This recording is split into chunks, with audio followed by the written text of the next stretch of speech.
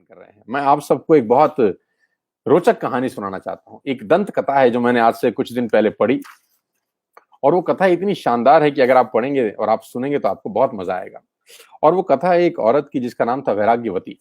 ध्यान से सुनिएगा, वैराग्यवती की कथा आपको बहुत इंस्पायर करेगी और बहुत कुछ सीखने को मिलेगा आपको। उस लेडी का नाम है वैराग्यवती, और ये भगवान विष्णु की परम भक्त हैं। भगवान विष्णु को बहुत मानती हैं, बहुत पूजती हैं। एक मंदिर में बैठ के भजन कर रही हैं वैराग्यवती, और जिस भवन के पीछे मंदिर, किस भवन में वो भजन कर रही हैं, उसी भवन के पीछे, उसी मंदिर के पीछे एक चोर उसी मंदिर में चोरी करने का प्रयास कर रहा है। एक चोर उसी मंदिर में चोरी करने का प्रयास कर रहा है। अब भजन की आवाज जब उसके कानों में गई तो चोर को ऐसा लगा कि ये जो लेडी है वैराग्यवती, इसको बेवकूफ बनाया जा सकता है, ये भगवान में बड़ी आस्था रखती है।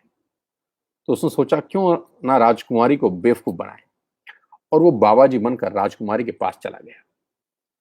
सदगुरु बनकर बाबा जी के पास चला गया, राजकुमारी के पास। जैसे ही वैराग्यवती ने उनको देखा, वैराग्यवती ने प्रणाम किया, बोला महाराज जल पिएंगे? तो वो जो साधु जो बना था, हुआ नहीं था। साधु होना मुश्किल है, बनना आसान है। जल पिएंगे? तो महाराज ने बोला जरूर पिएंगे। तो वैराग्यवती जल लेकर आई।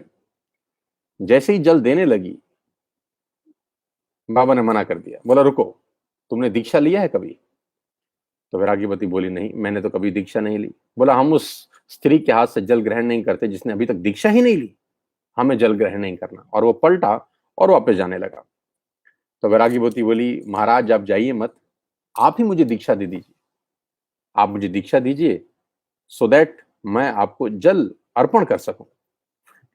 तो वो हंस के बोला कि हम विरक्तों की दीक्षा ऐसे घरों में नहीं होती, दीक्षा के लिए जंगल जाना पड़ता है, जंगल में दीक्षा दी जाएगी, चलने को तैयार हो? तो वैराग्यवती बोली महाराज अगर मेरा कल्याण हो तो मैं जंगल में जाने को भी तैयार हूं। वह बोला अपने आभूषण, गहना, जेवर, रुपया जो कुछ है सब ले लेना। राजकुमारी ने सब रख लिया और वो जंगल पहुंच गए। संत के साथ जब वो जंगल पहुंची, संत जो बना हुआ था नहीं।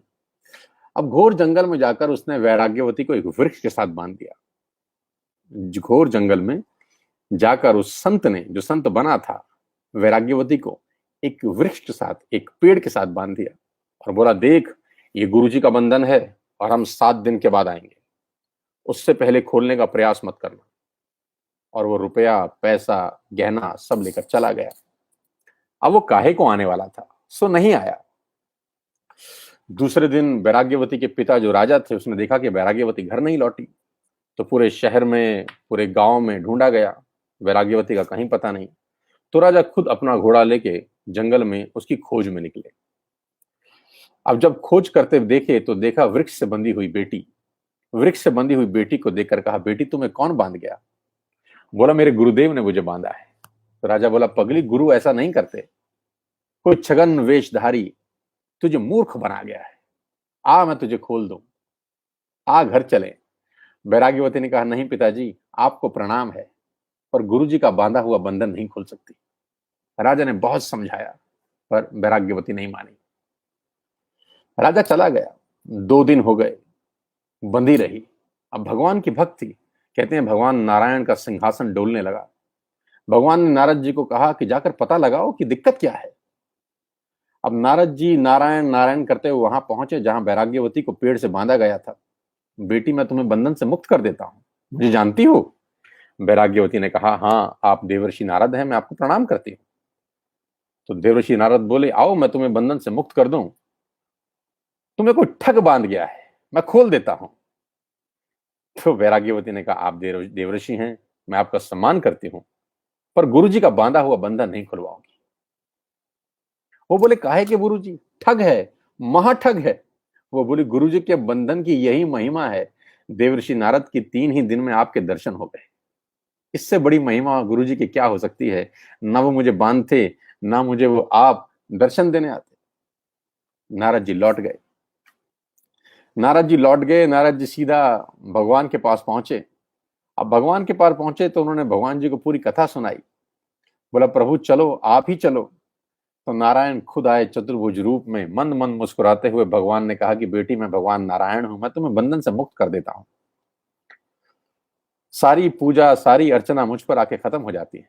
वो बोली आप नारायण हैं, मैं आपको प्रणाम करती हूँ, पर गुरु जी का बांधा हुआ बंधन उन्हीं से खुलवाऊंगी। भगवान भी हार गए। नारद जी से बोले जाओ इनके गुरु जी को लेकर आओ। नारद जी ने बोला अब कहाँ ढूंढेंगे महाराज इनके गुरु जी को। भगवान बोले देखो पता करो, कहीं चोरी की ही तैयारी कर रहे होंगे। चोरी करते मिल जाएंगे। तो नारद जी ढूंढे ढूंढे ढूंढे तो सचमुच एक घर में चोरी करने की तैयारी करते हुए पाया। नारायण नारायण करके नारद जी ने बोला चलो भगवान याद कर रहे हैं। वो बोला भगवान, और मुझे? पूरी जिंदगी पाप ही किया है, चोरी करी, चकारी करी, मुझे क्यों याद कर रहे हैं? नारद जी ने कहा जिस शिष्या को बांध आए हो उसे बंधन से मुक्त करो, भगवान वहीं खड़े हैं, चलो मेरे साथ। सिर झुकाकर आया, भगवान को प्रणाम किया। भगवान ने कहा गुरुदेव, शिष्या को बंधन से मुक्त करो। बेचारे ने लजाते हुए संकोच से रस्सी खोली। पर वैराग्यवती ने बंधन मुक्त होते ही हाथ जोड़े। किसको? भगवान को नहीं, गुरुदेव को जो चोर था। और क्या बोली?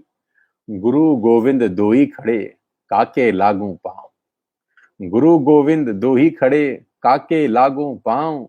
बलिहारी गुरु आपनो, गोविंद दियो मिलाए।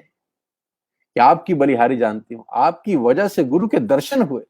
आप ना होते तो गुरु के दर्शन कैसे होते? आस्था, मैं बोलता हूं दोस्त, आस्था, सच्ची आस्था हो।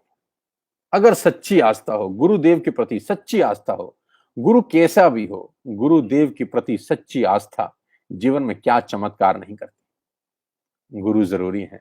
भगवान कृष्ण ने गुरु बनाए। भगवान कृष्ण अपने आप में सार्वभौम गुरु हैं। सांदीपनि ऋषि उनके गुरु हैं। भगवान राम ने गुरु बनाए, गुरु वशिष्ठ भगवान राम के गुरु हैं। हनुमान जी ने गुरु बनाए, सूर्य भगवान हनुमान जी के गुरु हैं। एक हम ही हैं जो गुरु ना बनाए। सबको गुरु की आवश्यकता है, गुरु के बिना गति नहीं होती। मैं फिर आपसे कहता हूं दोस्त, समझाने का प्रयास करता हूं, और मैं फिर कह रहा हूं कि गुरु को हाथ पकड़वा देना, गुरु का हाथ पकड़ना नहीं, ये भेद है। गुरु का हाथ नहीं पकड़ना, गुरु को अपना हाथ पकड़वा देना और सरेंडर कर देना, बस आगे उसकी मर्जी। मेरी एक पुरानी कहानी है, यहां पर याद आ गई, सुनाता हूं आपको। एक बाप और एक बेटी नदी पार कर रहे हैं। नदी में बहाव बहुत तेज है, पानी बहुत तेजी से बह रहा है। तो बेटी को बाप ने कहा कि बेटिया मेरा हाथ पकड़ ले, कहीं बह ना जाए। तो मेरा हाथ पकड़ ले, कहीं बह ना जाए। तो बेटी मुस्कुराती हुई बोली पिताजी आप मेरा हाथ पकड़ लीजिए। तो बाप ने बोला क्या फर्क पड़ता है कि तू मेरा हाथ पकड़े या मैं तेरा हाथ पकड़ूं? बेटी ने बोला फर्क पड़ता है पिताजी, मैंने आपका हाथ पकड़ा और बहाव हुआ तो पूरी संभावना है कि मैं हाथ छोड़ दूंगी, लेकिन आपने मेरा हाथ पकड़ा तो कितना भी पानी बहे, कितना भी तेज धारा हो, आप मेरा हाथ कभी नहीं छोड़ेंगे।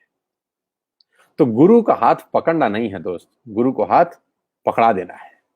सिंपल फिलॉसफी है।